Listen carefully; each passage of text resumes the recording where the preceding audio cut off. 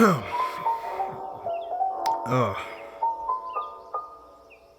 that was a weird dream.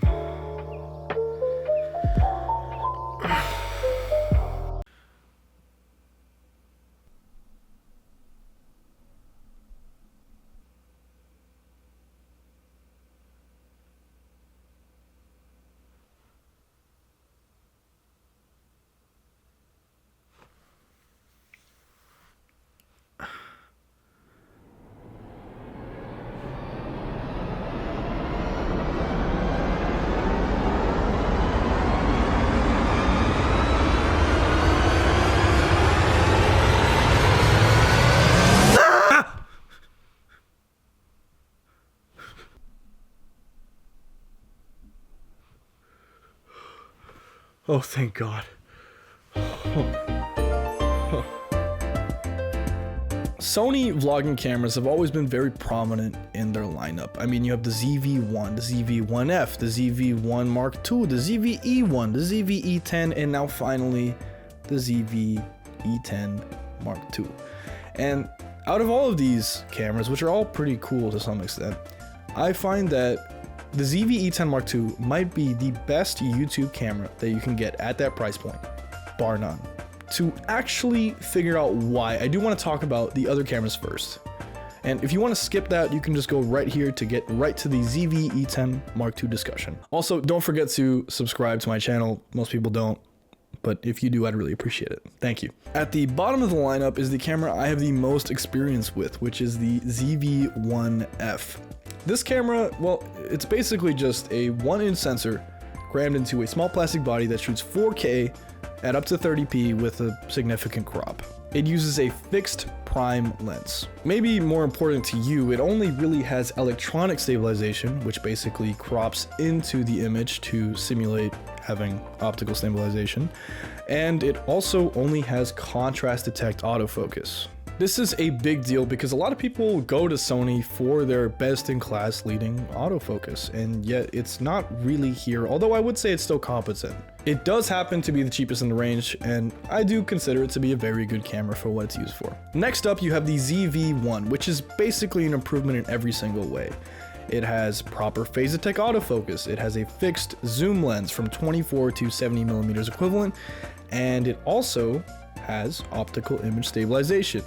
All of these things I consider to be vastly superior to the ZV-1F. Now, I will say, I have used the ZV-1F for basically every single one of my YouTube videos up to like the last 2, and I would consider it to be a very good camera for what it's good for, which is fixed angles indoors with no real movement and subjects that aren't really testing the autofocus. The AF is definitely very slow, but I would consider it very sticky once it's found a person to lock onto. The product showcase mode is also very useful to me because sometimes I do want to show things to the camera and have the camera lock onto it. And when that doesn't happen, it's a little, iffy. If you think of the 1F almost like a webcam, it suddenly becomes a lot more clear what it's meant to do. In pretty much every other situation, however, I would take the ZV-1. With its capable zoom, much better optical image stabilization, and, well, just straight up better autofocus, it suddenly becomes possible to shoot outdoors and not have to worry too much about it. Now, please note, both of these cameras do suffer from rolling shutter, and it does get a little jello-y when you do this, when you pan back and forth. But I will say that it's still acceptable for the ZV-1. If you're not interested in shopping around for lenses and you don't really want the hassle of handling your camera all the time, I think this is the perfect lineup for you. It's basically going to take care of everything just kind of like a phone would, except you have a little bit more control and you have a little bit more feature set in terms of video. I won't really be talking about the ZV-1 Mark II because I don't really find it that interesting. I kind of find it like a weird side grade to the ZV-1. I would pretty much always recommend buying the ZV-1 Mark I as opposed to the Mark II, but I digress. Let's make the jump to the ZVEs, the ZVE-1, the ZVE-10. These represent a pretty big jump in terms of technical capability and who they're marketed towards. The E on this lineup kind of represents more intermediate to almost pro level users in terms of what you're looking for. It's pretty easy to focus in on the interchangeable lenses as the biggest distinguishing factor, but I do think that there are some other reasons why you should focus on these things.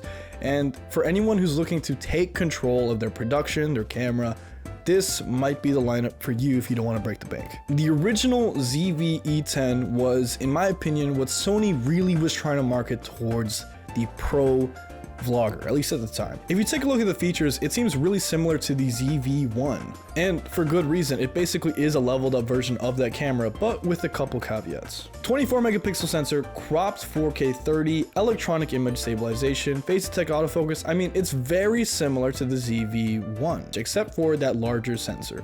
But what that larger sensor does give you is the ability to have depth of field, bokeh, all that kind of stuff, better low light performance, as well as, yes, just straight up interchangeable lenses, which changes the game so hard. The biggest weakness to me of the ZV-E10 Mark I is, one, the significant rolling shutter effect, which is again that panning jello sort of effect as parts of the image try to catch up to the bottom of the image, as well as the lack of optical image stabilization. Now, it will sync with your lens's image stabilization, and it will try to sort of work with it for its electronic image stabilization, but I still think it's not really acceptable for what it is. At the end of the day, I consider it to be excellent at shooting indoors, but still just okay at shooting outside. The lack of optical image stabilization really hurts it when you're trying to shoot handheld, quick shots, stuff like that.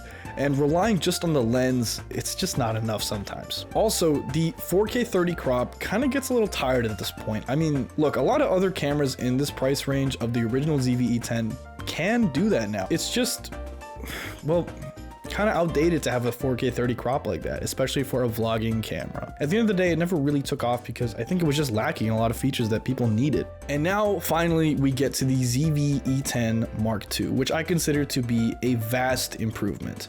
For one, it's using an updated sensor from the FX30, which is Sony's cinema line of cameras. And if that sounds cool to you, it's because it is. I mean, the FX30 is an amazing camera. I've worked with it on several productions, you know, student film, stuff like that, and it's just such a good camera. And that sensor is a really big part of that. So having it on a camera that's literally $1,000 is crazy to me. A huge benefit of that sensor is that it can read out faster, so all of that rolling shutter is basically gone. You can also now shoot 4K 60 at just a 1.1 crop, which is, compared to the other cameras, I mean, 4K 30 crop, it's gone. It's amazing. It's so, like, finally, I feel like we're in the 21st century with these cameras, you know? It also has an updated battery. They've also reconfigured the controls.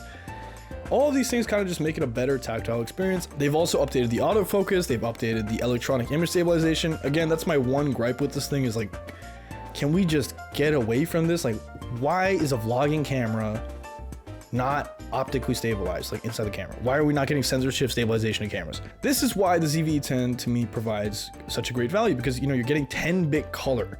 This allows you to use green screens way more easily than just using it with, you know, 8-bit color, your traditional color profile on a camera. It's just so much easier. And I'm saying this as someone who has shot green screen with this thing. It's just, the game has changed. I really do think the game has changed. There's also significant features in terms of like your mic directionality, stuff like that. Apparently the mics are a little bit more improved, using an updated processor, just overall a snappier camera. And I think that this is resolving my main issues with the ZV-E10. You know, that rolling shutter is gone. That's honestly the biggest reason why I didn't get it when I was trying to, you know, start producing my own videos. And now I'm kind of thinking like, damn, that's actually kind of a decent deal. Would I get it now? Probably not, but I do think that for anyone who's looking to get this kind of camera, that 10-bit color is huge, as well as that new sensor and that cut down rolling shutter. This means that you can just walk around outside. Maybe you have to use a gimbal. Maybe you just, you know, shoot handheld with electronics image stabilization. They've updated the kit lens, so now apparently it might have better optical image stabilization too. There's just so much here. There's so much here. I'm very happy that Sony actually updated this camera. At the end of the day, we're all seeking compromises to get the perfect piece of gear. You're never gonna get exactly what you want. You just kind of have to pick what's the most important to you. For me, I want to be behind the camera just as much as I want to be in front of it. So not having the perfect autofocus is pretty okay for me. It's not the end of the world. But I can see for a lot of people that if you're not really producing films with other people in it, you're really just shooting yourself, having dependable Sony autofocus with good, dependable image quality from like an FX30 level image quality, having decent battery life, and being able to use pretty much any E-mount lens for this is a pretty big deal. And I think that the ZV-E10 has resolved basically all of its issues to become what I consider to be an excellent YouTube camera. Anyway, if you like this video, thank you so much for watching. I've been pretty sick over the past couple days, so if you see me like looking more sick throughout this video. That's probably why. Thank you so much. I really do appreciate you guys watching my video. I would appreciate if you guys subscribed and maybe liked. And I actually really do like it when people comment, because, you know, it lets me get different perspectives. I want to know what you guys think about in terms of shopping for YouTube cameras, and like what you consider is the best YouTube camera on the market. For me, it's always going to be like price, it's going to be compatibility, it's going to be ease of use, it's going to be simplicity, because after making a ton of these videos, man, everything goes wrong all the time, and it's just the worst thing in the world when that happens. You just have to retake everything. So minimizing that is probably my most valued thing in terms of cameras. Thank you guys for watching, and I'll see you next week.